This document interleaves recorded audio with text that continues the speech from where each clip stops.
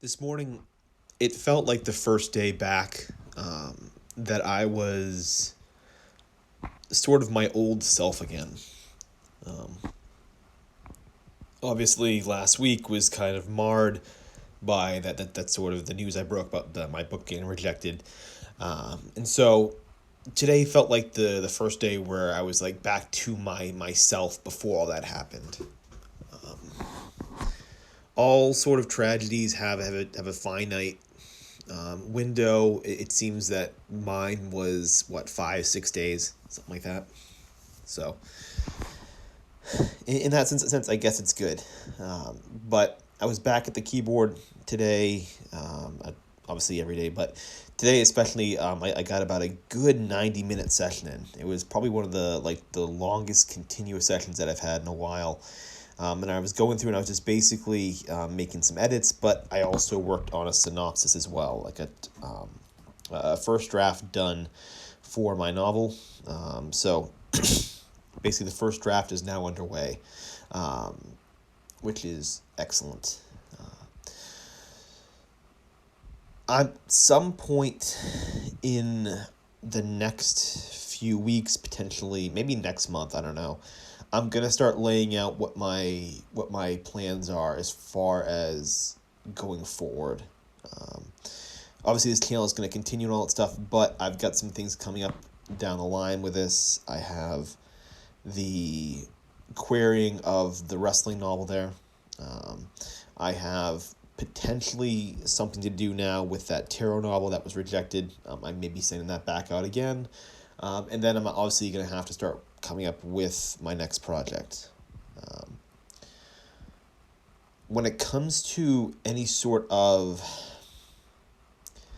kind of loss, any kind of hit that you take in, especially in this business, but any kind of time when you get knocked down, the thing that gets you out of that rut, the way to get out of it is you simply have to work on your next book, or your next short story, or your next project. That's the solution to the problem. Now, within that, you have to learn from your mistakes of the first time. So, for example, with my novel, the first one, that novel getting rejected there, I have to kind of learn, all right, what lessons can I take away from that? What things did I do wrong? Were there things that I could have done differently, etc., and not make those mistakes now on this next novel. Um, it's true of any skill. I mean, any skill in life, it's true. You have to have the feedback mechanism of, okay, I tried this thing, it didn't work. Why didn't it work? And not repeating that mistake. It's very, very simple. It's just not easy at all to actually do. And what happens is in real life, people tend to do this a lot. They tend to make these same mistakes over and over and over again, not realizing it. And you can kind of get away with that when it's small things, right? When it's a small activity, a small hobby, where your projects are very short, right?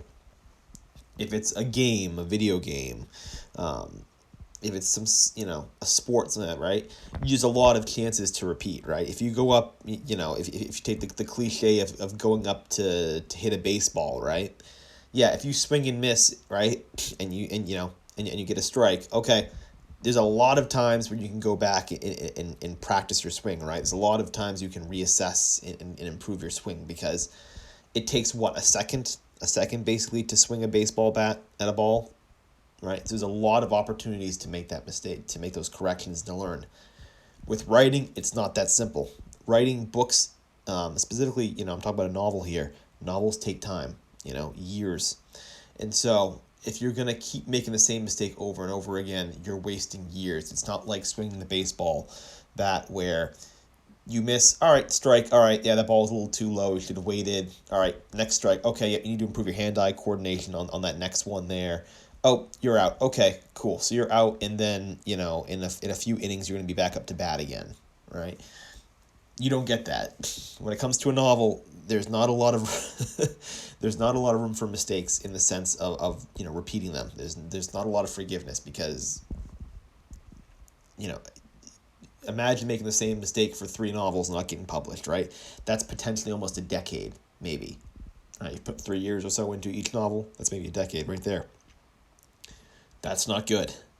So with novels, the stakes are higher and your ability to learn needs to be sharp. You need to be much more focused on what didn't work and being very, very sharp to what needs to be changed. It sucks. It's unfortunate. I wish there were avenues that made things easier to learn from.